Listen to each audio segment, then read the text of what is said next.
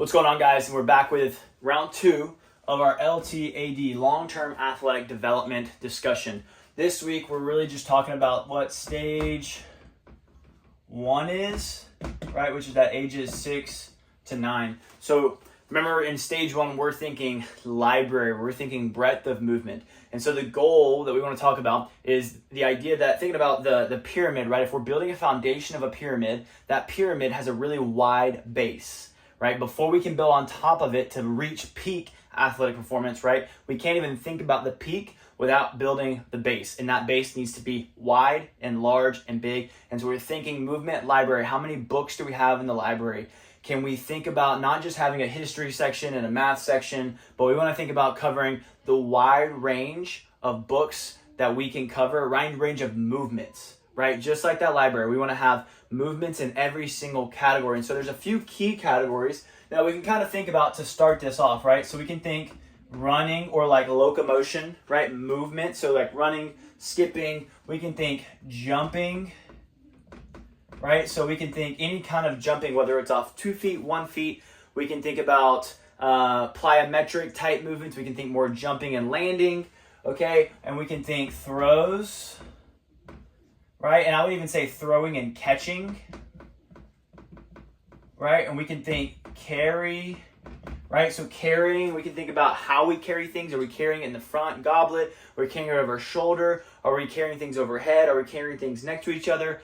What kind of carries? There's a wide range, but we can think about just carrying a lot of different objects is going to be great for us. We can think about balance. So any type of balance training is actually going to be really beneficial here at this stage of life. We can think about climbing, right?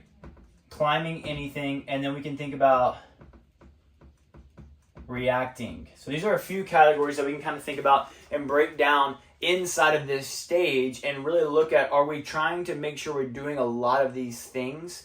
And this is just a short list. You could break it down into the minutia, into really minute details of each one of these movements. But right now we're just thinking about broad concepts. And so we want to think about trying to make sure we're hitting something in each one of these categories consistently in a fun, engaging, and enjoyable way. Okay, so part of the reason we want this movement library to be such a big focus, and the reason we're really wanting it to be a wide library, and we want to expose kids to as many things as possible right now, is because right at this age, we have a motor learning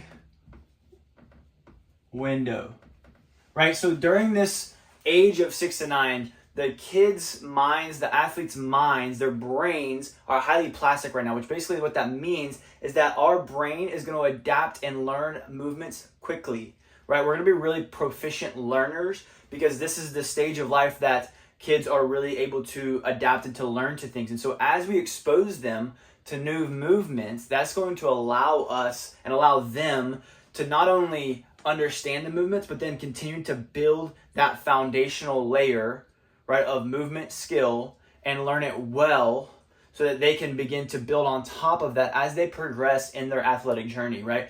You can think about it in the difference of imagining teaching someone, taking a 8-year-old and teaching them how to squat, right? Because they haven't really squatted much other than just the natural movements that they've done, which is probably more likely closer to the actual squat pattern we want to do than what we would learn if we just continued to live on life and went and did our own thing. But taking that 8-year-old and teaching them how to squat is going to be a lot easier than teaching a 30 or 40-year-old, because as we get older, our brains become less plastic, right? They're not as easy to adapt and to learn new things. And so at this age window, we have this really big motor learning window, and so we want to take advantage of that, right? Imagine, you're given the golden ticket of saying, hey, you could basically learn anything you want to at this age.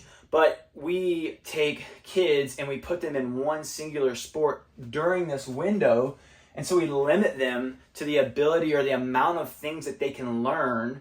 And so we actually set them up for failure, because now we think about their training base is here, and so that's the pyramid that they get to build as they build their foundational or up towards athletic performance, versus where we could be here. And then as this pyramid goes up, each level is now bigger and wider, right? Because we have this large ability or large base to build off, right? So we want to set our kids up for success. And so this stage is critical because of this motor learning window and our brains being so capable of learning at this stage. So now we've kind of talked about why we want to take advantage of these movements and build this movement library because of this motor learning window. So we want to talk about, well, how do we do that, right? The best way that we can do that is through gameplay, right? So we want to think about playing a lot of games, right? But as we build these games out, we want to think about, and I'm not going to go necessarily into every single game that you could possibly build out because that's beyond the scope of this video. But as we think about game building, we want to think about running, jumping. You can add in, I'm going to add in skipping too with this. Just any kind of locomotion in with running and jumping, both of those. I want to think about adding as much movement variety with these as well. But with our games, we want to think about, can I add in running, jumping, skipping, throwing, catching, carrying, balance, climbing, reacting, right? Doesn't all have to be in every single game, but how can I make sure that we are checking all these boxes throughout our days and throughout our weeks, throughout our years, right? And so although we don't want to be rigid with programming and different things like that, it's something that we can be aware of, especially as coaches. If you're working with youth athletes at this age, making sure you're not always doing things that are completely linear or always doing the same games that only expose them to certain things, right? But creating games that cover this entire base, this entire foundation, right? So that we can really make sure we're taking advantage of this motor learning window, right? And so a few examples, right, is we can think tag games. I won't put games, I'll just put tag. We can think tag. We can think relay races. We can play basketball type games. So anything with a ball and a bucket where you're running around and maybe you can put teams or have to dodge people or you put obstacles in the way. We can think obstacle courses, right? So anything that you're having to go and jump over and crawl under and climb up something, right? Any of these things that are going to build multiple ones of these categories into one game, right? We can think different, just instead of just the obstacle with crawling, we can think of a crawling series, but make it fun or make it a game of like who can crawl the furthest or who can crawl the fastest through this obstacle course. We can think of jumping and sticking and doing like balance drills that are competitions. So jump sticks and different things like that. We can think about med ball throws. So getting a light med ball and throwing it to each other, playing a game like putting a short net up and playing volleyball with med ball throws, building a wide range of rotational work and throwing. We can think about the last thing that I'm going to put here is think about kind of the combination of these things, right? So can I do a crawling relay? Can I do a jump stick basketball game where you have to do certain types of jumps or one-legged hops in order to get to the can?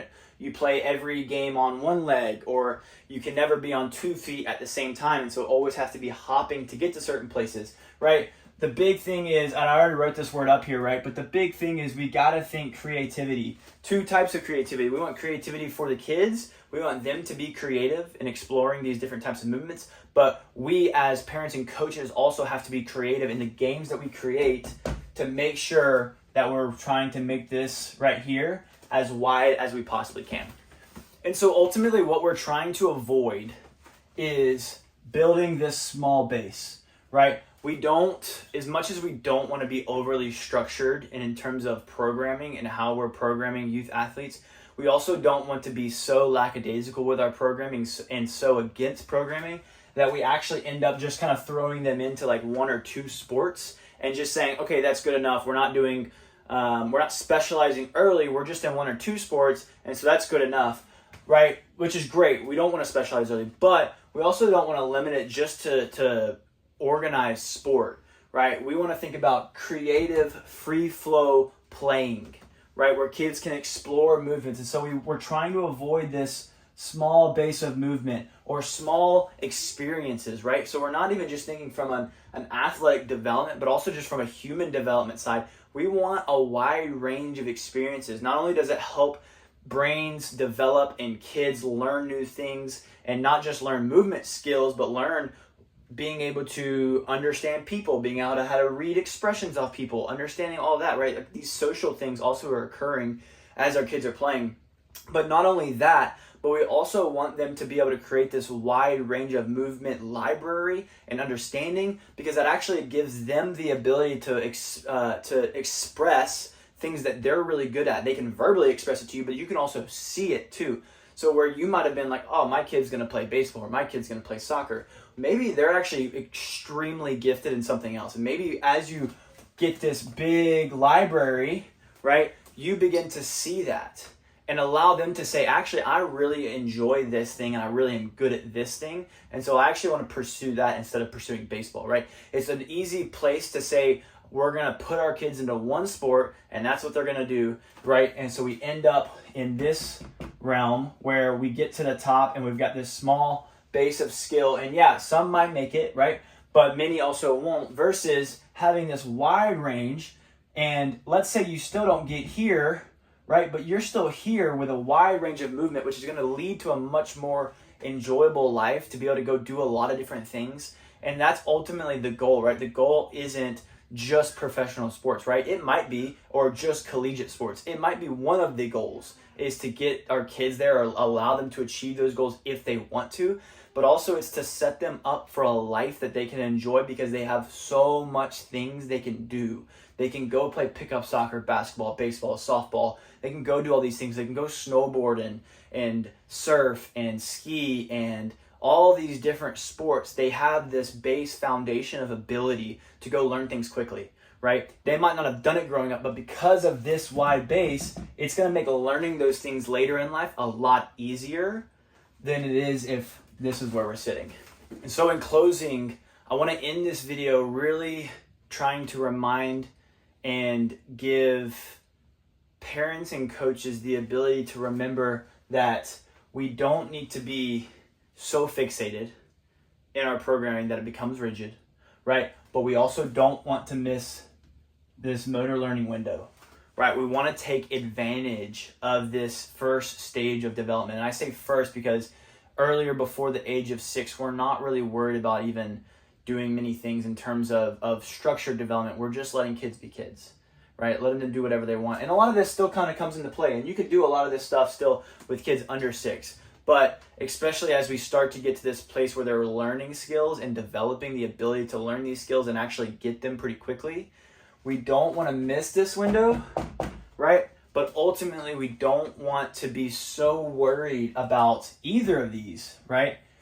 Either of these can become an ultimate thing in our lives where we're saying our kids have to figure this out or have to develop this way, have to learn these things, where we take, and I wrote this on the board last time, I'm going to write it again, the joy out of sport, right? Because we can do everything right on this board, but if this is lost, then the whole point of sport is lost, right? Because this point of sport is to enjoy it because it's a game, right? So that's my reminder for you, is to ultimately make sure that everything we do is based in joy, right? And remember that if we can get this stage right, it's going to really set up your kids or your athletes for long-term enjoyment, long-term success, and not just success in sport, but success in life and enjoyment in life. So really prioritize this stage, and I hope that this helps you guys. I hope that this video has brought value to you guys. If you enjoyed it, please hit the subscribe and continue to come back and watch these,